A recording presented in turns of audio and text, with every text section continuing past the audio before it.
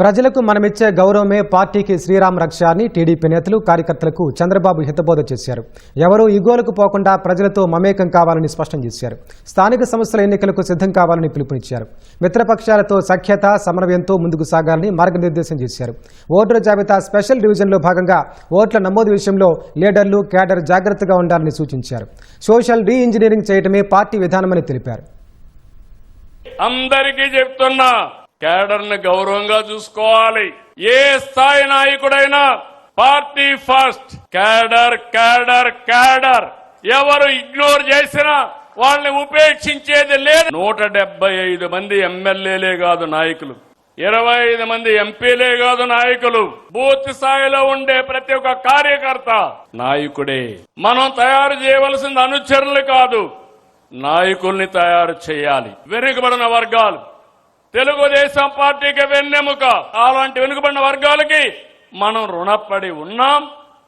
వాళ్ళని ఆదుకోవాల్సిన బాధ్యత, గౌరవించవలసిన బాధ్యత నాయకత్వానికి ఉందని మరొక్కసారి విజ్ఞప్తి చేస్తున్నాం.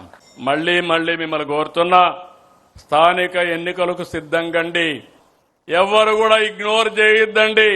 నాయకులకు గౌరవిస్తాం. మీ పరిధిలో మీరు గెలవకపోతే మాత్రం మీకు దండం పెడతారని మళ్ళీ ఒకసారి విజ్ఞప్తి చేస్తున్నా. సమస్యల్ని పరిష్కారం చేయడమే కాకుండా చేసిన పని మన ద్వారా చేశామని పదే ప్రజలకు గుర్తు చేసి వాళ్ళని మన పార్టీ వైపు ఆకర్షించుకునే బాధ్యత కూడా మీదే. వేరే పార్టీ వాళ్ళు తప్పులు చేసి ప్రజలు వాళ్ళు అంతేలే అనుకుంటారు.